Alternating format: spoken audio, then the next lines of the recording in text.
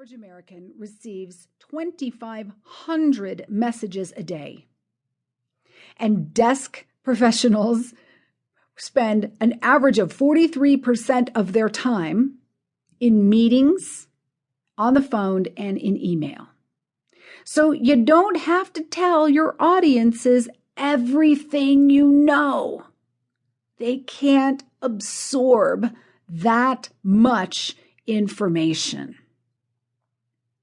The third presentation principle is to know your main purpose in every presentation, and that is to persuade.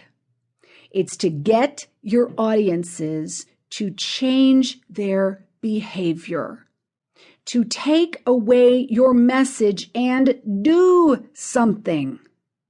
And since people have short attention and retention spans, present only what they need to hear to be persuaded to accept your message.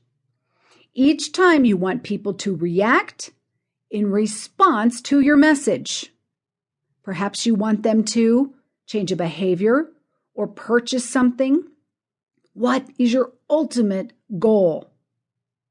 In understanding that, you're at a better place to decide what their fears, stresses, and problems are, etc., that you can then address and fix for them with the solution, ideas, or advice that you provide.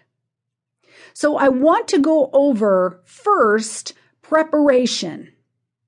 If you're going to be audience-oriented, focus on value, focus on their needs and wants, know that they have short attention spans, that you're trying to persuade them, and you don't have much time, you need to understand them fully. So in preparing to create an effective presentation, when you are going to get ready to go out and give this powerful speech, there are many things that you'll need to keep in mind.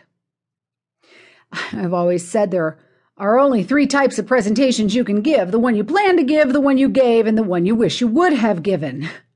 And the way to avoid the last one from happening is to follow 5 steps.